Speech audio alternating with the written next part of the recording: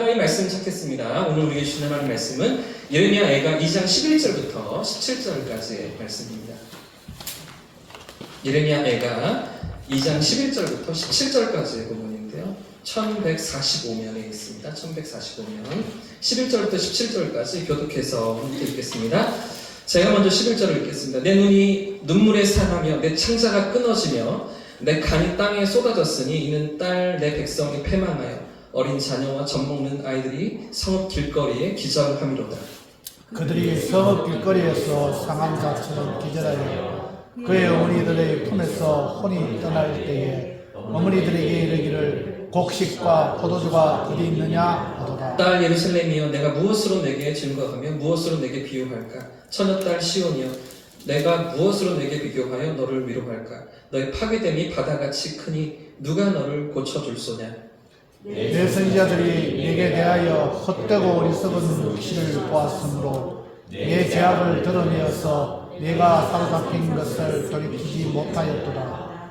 그들이 거짓 경고와 미혹하게 할 것만 보았도다. 모든 지나가는 자들이 다 너를 향하여 박수치며 딸 예루살렘을 향하여 비웃고 머리를 흔들며 말하기를 온전한 영광이라 모든 세상 사람들의 기쁨이라 일컫던 성이 이 성이냐 하며 내 모든 원수들은 너를 향하여 그들의 입을 벌리며 비웃고 이를 갈며 말하기를 우리가 그를 삼켰도다. 우리가 말하던 날이 과연 이 날이라. 우리가 얻기도 하고 보기도 하였다 하도다. 같이 읽겠습니다. 여호와께서 이미 정하신 일을 행하시고 옛날에 명령하신 말씀을 다 이루셨으며 그분이 여기지 아니하시고 무너뜨리사 원수가 너로 말미암아 즐거워하게 하며 내 대적들의 불로 높이 들게 하셨도다.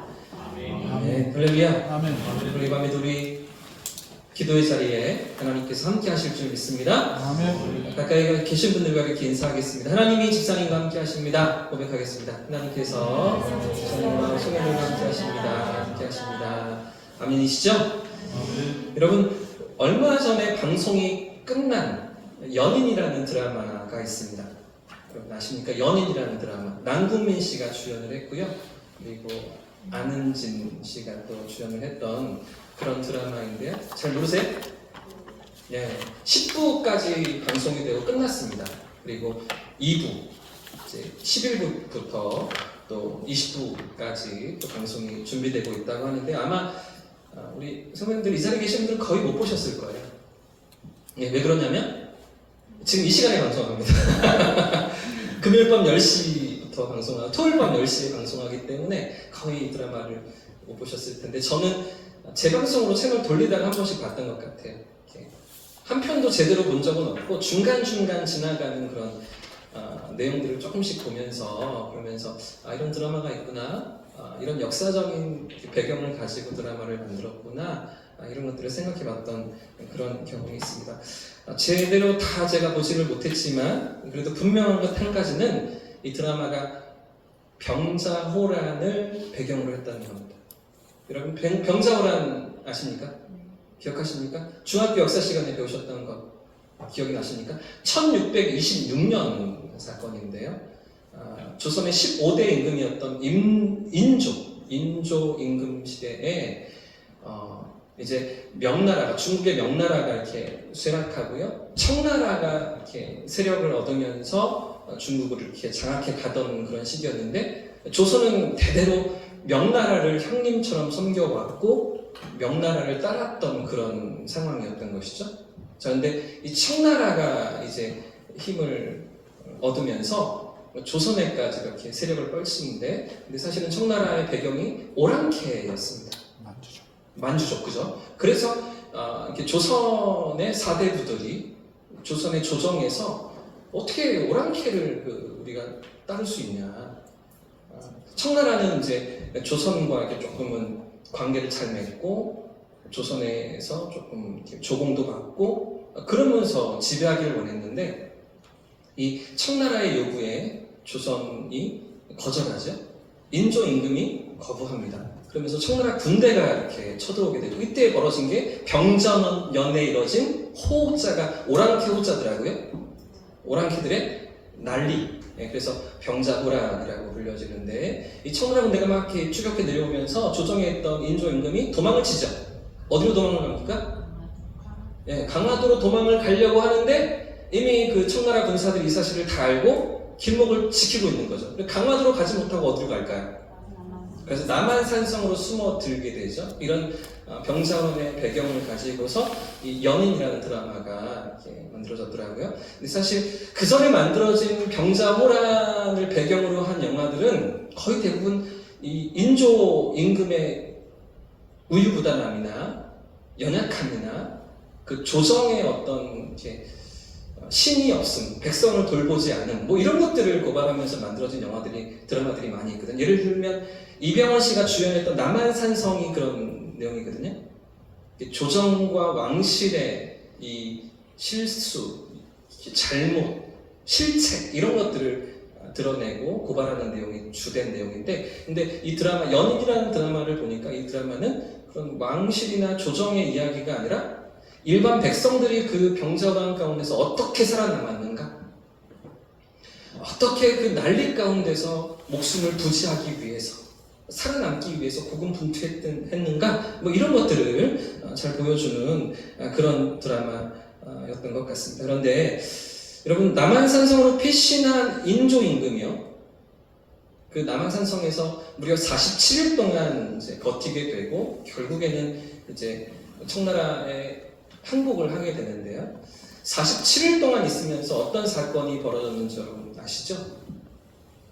한쪽에서는 이 청나라 군대에게 항복해야 합니다 라는 신료들이 이렇게 막 이렇게 주장하고 그 왕을 설득하고요. 또 한쪽에서는 반대로 절대로 그래서는 안 됩니다. 우리가 지금까지 명나라를 섬겨왔는데 어떻게 저 오랑캐들에게 우리가 굴복할 수 있습니까? 절대로 그럴 수는 없습니다. 우리가 대의를 지켜야 됩니다. 뭐 그러면서 우리를 지키기 위해서, 우리를 돕기 위해서 그 지방에서 뭐 전라도, 뭐 경상도, 뭐 충청도, 삼도에서 올라오는 근왕병, 왕을 지키기 위해 돕기 위해 올라온 지원군을 우리가 기다려야 합니다 라고 주장하는 그런 첨예한 대립이 인조 임금 앞에 두 그룹으로 나뉘어져서 그렇게 논쟁을 벌이고 있었던 것이죠. 당시에 이조판서였던 최명길, 그러니까 이제 이병헌 씨를 생각하시면 돼요. 남한산성에 이조판서였던 최명길은 이 청나라와 화친을 맺고 청나라와 함께 살 길을 도모해야 됩니다 이렇게 주장했고요.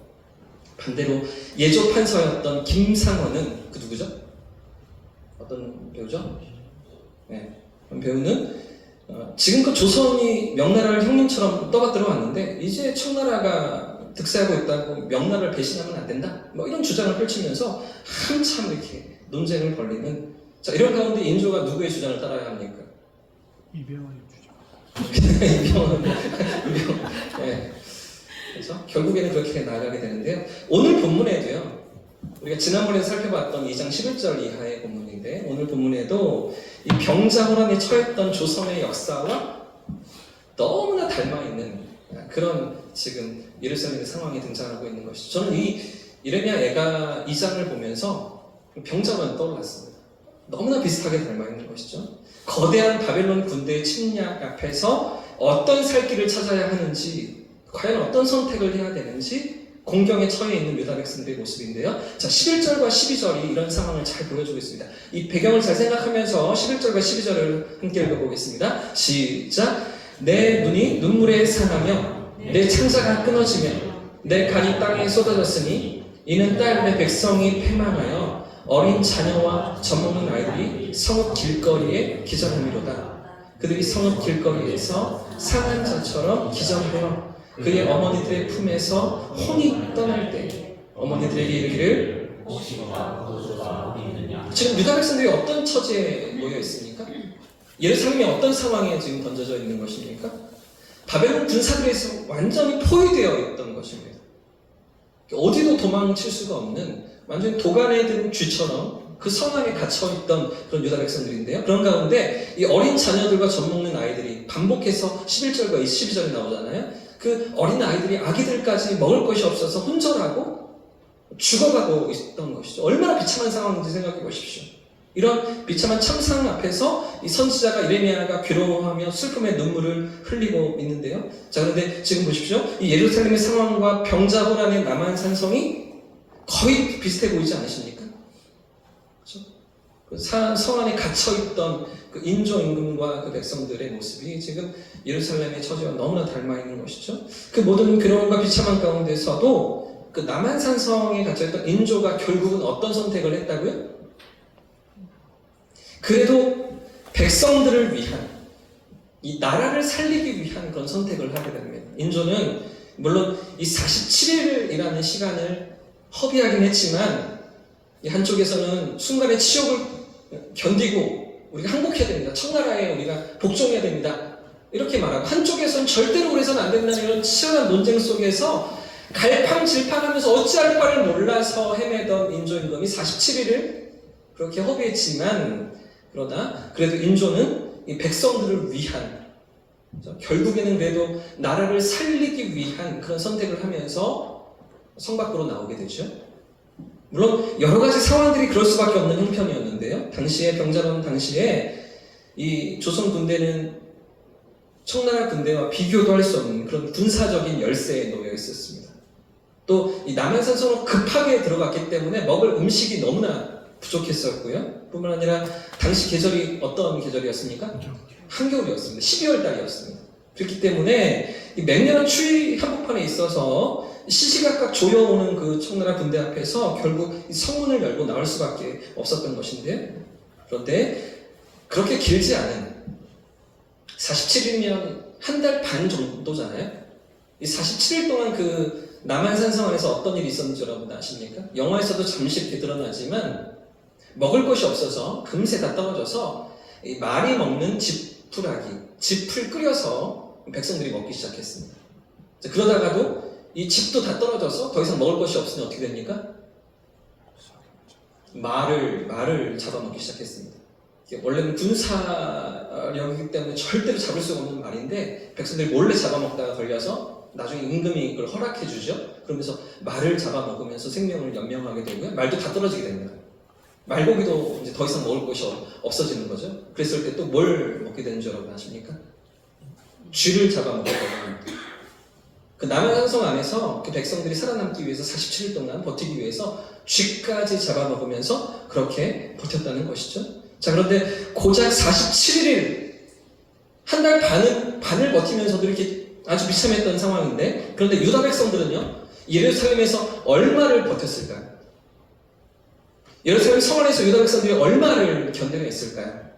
무려 1년 반의 시간, 500일이 넘는 그 시간을 버티고 견디면서 자신들을 구원해줄 군사를 기다렸던 것인데요. 자, 그런데 끝내 그 군사들이 찾아올까요? 찾아오지 않을까요? 찾아오지 않습니다. 그리고 이 예루살렘 성벽 지하를 뚫고 들어오는 바벨론 군사들에 의해서 결국은 예루살렘이 함락당하고 완전히 무너지고 마는 것이죠. 거의 비슷한 장면이었는데 결말이 이렇게 다르게 나타나는 것입니다. 남한산성은 그렇죠? 병자론한 때 그 인조는 그래도 백성들을 위해서 치욕을 무릅쓰고 나오게 되지만 예루살렘 끝까지 버티고 항전하다가 결국에는 완전히 나라가 망하고 말아요. 포로로 끌려가고 말아요. 그럼 비참한 결말을 맞이하게 되는 것이죠. 사실 예루살렘의 상황도 이 병자호란 때와 똑같았습니다. 한쪽에서는 바벨론과 화친을 이제 맺어야 된다. 바벨론에 항복을 해야 한다라는 친바벨론파가 있었고요. 또 한쪽에서는 절대로 그래서는 안 된다고 친애굽파, 애굽에 우리가 동맹을 맺었으니 애굽의 지원군을 기다려야 한다고 그렇게 주장하는 사람들이 팽팽하게 달려서 그렇게 맞서고 있던 것이죠. 여러분, 지금 예루살렘의 상황이 병자호란 때와 너무나 비슷하지 않습니까? 남한산성 안에 있던 그 인조 임금과 신하들과 너무나 닮아 있지 않습니까? 그런데 무엇이 다르다고요? 어떤 모습이 다르다고요? 그 결말이 다른 거죠. 그 마지막 선택이 달랐던 것입니다.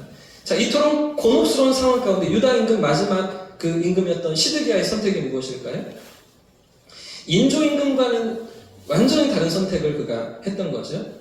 그래도 인조 임금은 백성들을 살리기 위한 선택을 했었습니다. 여러분, 삼전도의 굴욕이라고 기억하시죠? 이것도 중학교 역사 시간에 같이 나오게 되는데 47일 만에 인조임금이 나와서 지금 송파구, 서울의 송파구에 있는 삼전도라는 곳까지 걸어오게 되는데 임금이 남해산성에서 나와서 47일 만에 나와서 삼전도로 걸어 들어옵니다. 청나라에 행복하기 위해서. 청나라가 그렇게 요구했거든요. 왕이 원래 행차할 때는 뭘 타고 가죠? 말을 타고 가야 되잖아요. 근데 걸어서 삼전도까지 걸어오게 되고 그래서 굴욕인데요. 근데 그냥 걸어오는 게 아니라 맨발로 걸어오게 됩니다. 말에서 내려서 맨발로 걸어오게 되고 뿐만 아니라 왕복을 벗습니다. 평민들이 입는 옷을 입고서 그러면서 삼전도까지 걸어왔던 그런 비참한 치욕을 무릅쓰면서도 인조임금은 백성을 살리고 나라를 지키기 위한 물론 이렇게 여기에 대한 논쟁이 있습니다.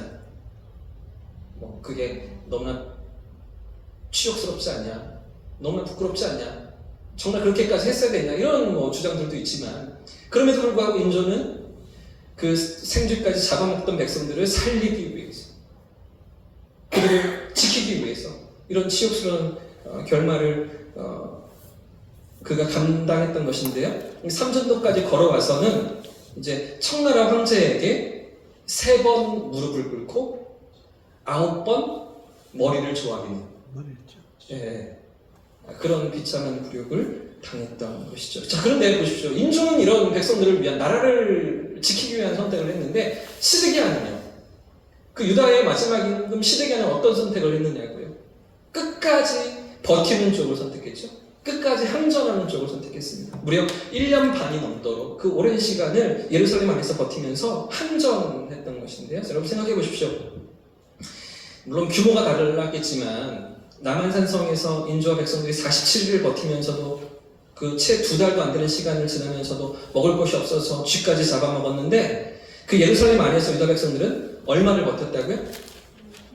1년 반이요. 500일이 넘는 시간. 상상도 할 수 없는 오랜 기간을 버티면서 바벨론 군대에 포위되어 있었던 것입니다. 얼마나 비참하고 괴로운 시간이었겠습니까? 그러니 이 어린 젖먹이들까지 혼절하고 기절하면서 그죠? 더 이상 먹을 것이 없어서 죽어가고 있던 그런 상황을 선지자가 고백하고 있지 않습니까? 자, 그런데 문제는 유다 백성들이 이렇게 사력을 다해 버티면서 결국에 살아남았느냐라는 것이죠. 이런 선택으로 그들이 500일이 넘도록 항전하고 버티면서 견디면서 결국은 살아남았는가? 그들을 견져주는 지원군이 찾아왔는가? 애국 군사들이 그들을 도왔는가? 지켜주었는가? 살려냈는가? 그렇지가 않다는 겁니다. 전혀 그렇지 않다는 겁니다. 끝내는 함락을 당하고 패망해 버리고 마는 유다였다는 것이죠. 사랑하는 여러분, 오늘 우리가 생각해보려고 하는 문제가 그런데도 왜 시드기야 임금과 유다 백성들이 찾아오지도 않을 애국 군사들을 기다렸느냐 하는 것입니다. 이 문제를 생각해 보려고 하는 것입니다. 왜 그렇게도 이루어지지 않을 희망을 가지고서 결국에는 패망하는 그 길로 시드기야가 유다 백성들이 그 길로 나아갔는가 하는 것이죠. 이유가 무엇일까요? 바로 거짓 선지자들 때문이었습니다. 거짓 선지자들. 애국을 따르는 것이 하나님의 뜻이라고 그렇게 호도하고 왕을 미혹하는 거짓 선지자들 때문인 것이죠. 하나님께서 건지실 것입니다. 하나님께서 샬롬을 평안을 이 성에 다시 주실 것입니다. 이 성이 어떤 성인데 하나님의 임재에 계시던 그런 시온인데 절대로 예루살렘이 무너지지 않습니다. 이렇게 거짓 하나님의 말씀을 대언했던 선지자들 때문에 그들이 결국에는 패망의 길로 나아갔던 14절 말씀이 이런 모습을 고발하고 있습니다. 14절 말씀 같이 읽어보겠습니다. 14절 시작. 내 선지자들이 내게 대하여 헛되고 어리석은 묵시를 보았으므로 내 죄악을 드러내어서 내가 사로잡힌 것을 돌이키지 못하였도다. 그들이 거짓 경고와 미혹할 것만. 여러분, 왜 유다 백성들이 살 길이 아니라 죽을 길로 나아간다고요? 무엇 때문에 이런 선택을 했던 것입니까? 거짓 선지자들이 헛된 묵시를 보았기 때문입니다. 가짜 환상, 가짜 미래를 보았기 때문입니다. 하나님께서 보여주시는 묵시와 가르침이 아니라 하나님께서 말씀하시는 그 예언의 말씀이 아니라 사람의 생각대로 그렇게 말하고 사람의 뜻대로 가르치면서 거짓된 묵시로 백성들을 미혹했던 거짓 선지자들의 가르침을 그들이 따랐기 때문인데요. 사랑하는 여러분, 사실 지금 이 유다 백성들을 향하신 하나님의 뜻이 무엇이었습니까? 바벨론 군사들에 의해서 포위되어 있던 그 예루살렘을 향한 하나님의 뜻과 계획이 무엇이었습니까? 그렇게 오랫동안 범죄하고 하나님을 떠나 있고 하나님께 거역했던 그들을 향한, 그런 하나님의 백성들을 향한 하나님의 계획이 어떤 것이었습니까? 매를 잘 맞는 것이었죠. 매를 잘 맞고 그리고서 회개하고 돌이키며 바로 서기를 하나님 원하셨던 것입니다. 더 이상의 기회가 없고요. 더 이상의 하나님의 용서가 없고요. 70년 동안의 포로 생활을 반드시 거치면서 그들이 새롭게 태어나기를 원하셨던 것. 이게 하나님의 계획이었잖아요. 바벨론을 몽둥이로 쓰시고 그 모든 고난 가운데 그들이 들어가지만 그걸로 끝나지 않는, 그 모든 괴로움을 통해서 그들이 새롭게 태어나고 새로운 하나님과의 관계 속으로 들어가고 하나님의 은혜 가운데 다시 돌이키며 나아가는 하나님의 백성다운 삶으로 일어나길 원하시는 것이 하나님의 뜻이었는데 거짓말로 가르쳤던 것입니다. 절대로 무너지지 않습니다. 절대로 하나님이 지키실 것입니다. 우리와 함께 하실 것입니다. 우리에게 패배는 없습니다. 시온이, 예루살렘은 절대로 무너지지 않습니다. 헛된 희망을 거짓 선지자들이 심어 주었던 것이죠. 여러분, 요즘 같은 시대에도 얼마나 잘못된 가르침들이 많이 있습니까? 얼마나 이단과 사이비가 판을 치며 주님의 영광스러운 복음을 훼손하고 있습니다. 여러분, 코로나를 지나면서 이렇게 완전히 그 신천지가 다 발각이 되고 다 그 본색이 다 드러났다라고 우리가 생각을 했잖아요. 그죠? 그런데도 불구하고 지금 신천지가 아주 더 공격적으로 포교하는 것, 세상 앞에 나와서 더 당당하게 막 신천지라고 대놓고 이제는 그렇게 사람들을 꼬시는 것, 여러분들 아십니까? 더 용감해졌어요. 더 당당해졌어요. 여러분, JMS 그 막 시끄럽고 막 스캔들, 막 시끄러운 것들을 다큐멘터리를 보시면서 이제는 JMS가 완전히 무너졌겠구나 우리가 생각했잖아요. 요즘은 오히려 더 JMS가 주장하기를 그 매스컴이 다 가짜 뉴스다. 그 다 거짓된 말들이다. 꾸며낸 것들이다. 그렇게 주장하면서 오히려 막 사람들을 설득하고 자기들의 어떤 의의를 막 주장하고 자기들의 교리를 막 가르치는 그런 장면들 요즘에 더 많이 나타나고 있습니다. 어쩌면 다 무너지고 사라질 거라고 생각했는데 그런데 오히려 더 세상 가운데 다시 기어나와서 그렇게 자기들의 주장을 펼치는 것. 그럼 교회로도 얼마나 많이 우편물이 날아오는지 아십니까? 매주 신천지 대구 지부에서 저는 편지를 받습니다. 목회자들이요, 회개해야 됩니다. 이러면서 처음에는 한두 번 열어봤는데 똑같은 내용이더라고요. 이제는 이제 반송시킵니다. 보내도 제가 그전에는 막 버려버렸는데 계속 보내니까 보내지 말라고 반송시키는데요. 메일로도 어떤 그 스팸으로 막 걸어놔도 삭제를 해도 계속해서 날아오는 그런 이메일들 아십니까? 물론 홈페이지에 제 이메일 주소가 있기 때문에 그거를 이렇게 따가지고 보내는 것 같은데 얼마나 그렇게 할 수만 있으면 우리를 넘어뜨리려고 미혹하려고 하는 잘못된 가르침들. 여러분, 이렇게 거짓 이단과 사이비가 넘쳐나는데도 누가 바른 하나님의 뜻을 전하고 누가 하나님의 사랑과 이 온전한 하나님의 구원의 복음을 전달해야 하겠습니까? 누가 세상 가운데 하나님의 그 진정한 사랑을 드러내고 가르치며 전달해 주어야 하겠습니까? 하나님의 백성으로 부름받은 우리들이죠. 할렐루야! 먼저 부르심을 받은 우리가 그 하나님의 마음을 깨닫고 잃어버린 영혼들에게, 어둠 가운데 있는 영혼들에게 그 하나님의 사랑을 전해 주어야 하는 것이죠. 그래서 태신자 활동도 하는 것이죠. 그래서 어떻게든 영혼들을 초대하고 하나님의 사랑을 소개하고 그 안에는 영원한 생명을 우리도 함께 당신도 맛보자고 누리자고 그 생명 안으로 들어가자고 그렇게 우리가 초청하는 것 아니겠습니까? 오늘 본문의 예레미야도 이런 하나님의 뜻과 계획을 알고 그 뜻을 백성들 앞에 선포하고 있는데요. 20대 청년 시절에 하나님의 부르심을 받아서 한평생 40년 동안 하나님의 말씀을 대언했던 그런 선지자가 예레미야 였습니다. 여러분 생각해 보십시오. 예레미야가 40년 동안 예루살렘에서 하나님의 말씀을 대언했는데 그 결과가 어떠했다고요? 그 결말이 어떠했습니까? 선지자의 말을 받아들이죠? 선지자의 경고를 그들이 수용하죠? 하나님께로 돌이키죠? 하나님이 준비하신 매를 달게 받죠? 전혀 그렇지가 않았습니다. 끝까지 거절하고 끝까지 거부하고 끝까지 하나님 뜻 앞에서 완전히 어긋난 길로 나아가던 그런 유다 백성들 아니었습니까? 여러분 예레미야 입장에서 생각해 보십시오. 이 40년 동안 그렇게 외쳤는데도 불구하고 전혀 반응하지 않는 백성들. 자, 우리 같으면 정말 품고 기도하면서 하나님 구원해 주시기를 그렇게 간구하면서 우리 가족들을 위해서 우리 형제들을 위해서 그렇게 오랫동안 기도해 왔는데 한평생을 기도해 왔는데 전혀 마음이 움직여지지 않는 것 같은 그런 우리 식구들, 우리 형제들, 우리 친지들, 그들을 바라볼 때 우리 마음이 어떻습니까? 우리 심정이 어떻습니까? 자, 지금 예레미야의 심정이 그런 것이죠. 예레미야의 그 괴롭고 고통스러운 마음이 그 40년 동안 그러했던 것입니다. 그렇게 자신의 조국이 당할 하나님의 심판과 징계에 대해서 끊임없이 그 말씀을 대언했는데도 불구하고 그런데 누구도 그 말을 들어주지 않고 회개하고 돌이키는 이가 없었던 그런 현실을 직면하면서 너무나 고통스러운 그 40년을 예레미야가 보내지 않았겠습니까? 심지어 이제 심판이 당장 코앞에 닥쳐와 있습니다. 잠시 후면 완전히 이제 집어삼켜지는 그런 상황 가운데 있는 것이죠. 그런데도 불구하고 전혀 받아들이지 않는 하나님의 뜻 앞에 순복하지 않는 그런 백성들을 바라보면서 예레미야 심정이 어떠했겠습니까?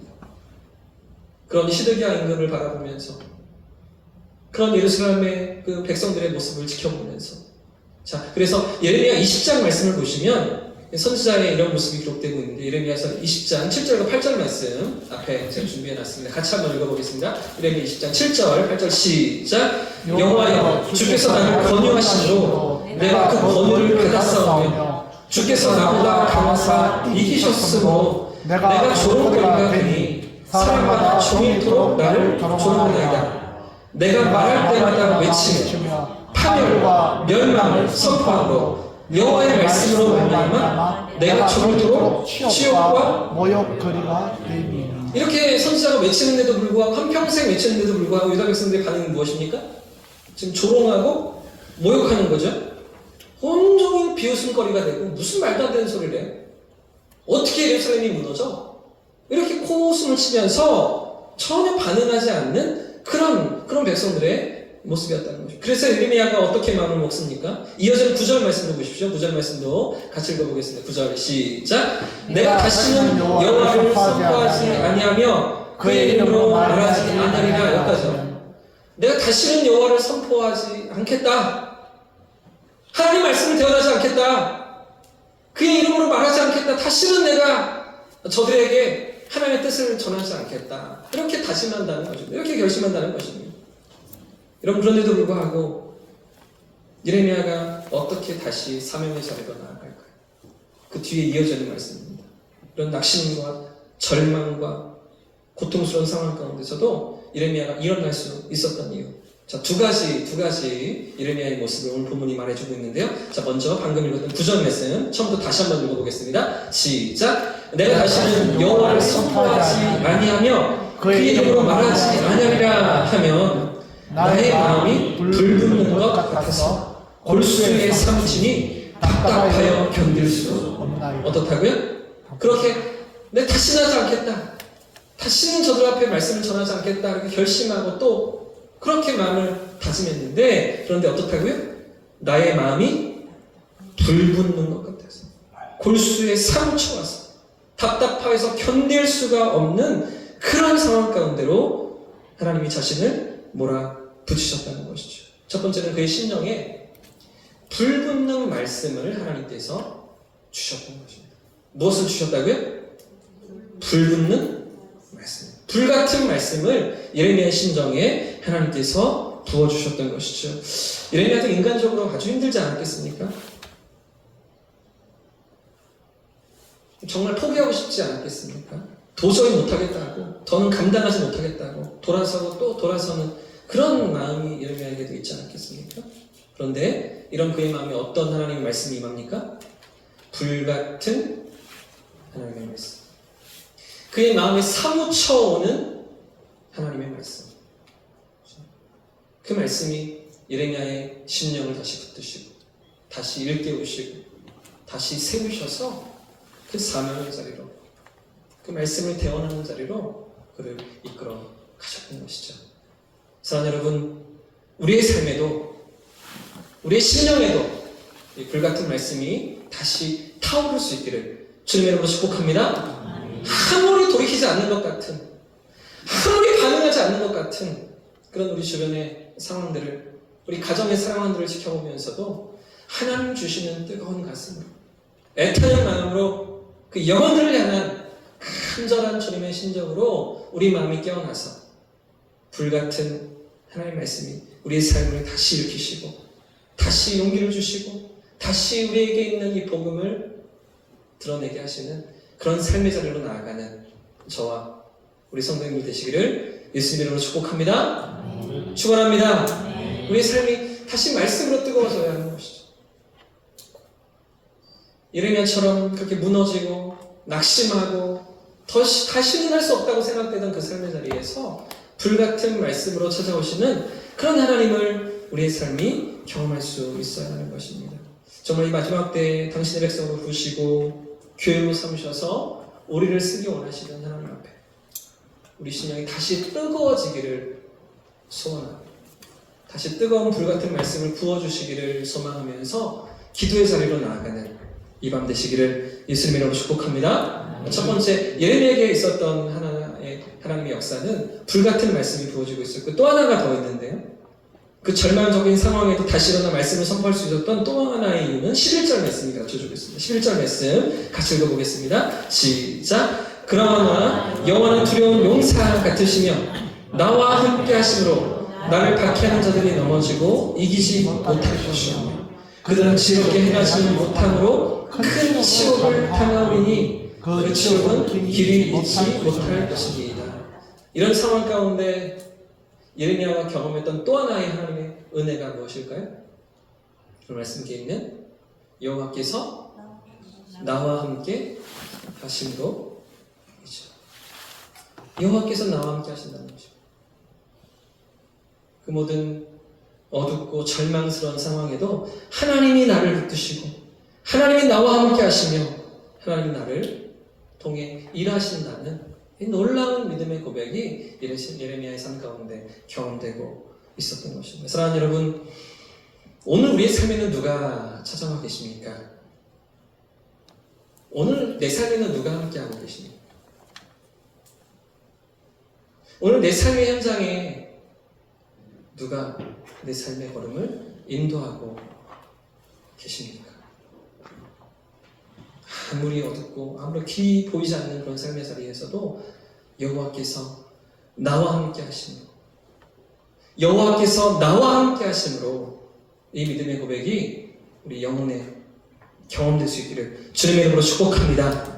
오늘도 하나님의 그 함께 하심, 나를 붙드심이 경험되면서 주님의 은혜 가운데 우리 믿음이 다시 깨어나고 우리를 세우신 그 자리에서 다시 복음을 붙들고 사명을 붙들고 영혼들을 섬기는 그런 삶의 자리로 나아가는 저와 우리 성도님들, 우리 교회가 될 수 있기를 주님의 이름으로 축복합니다.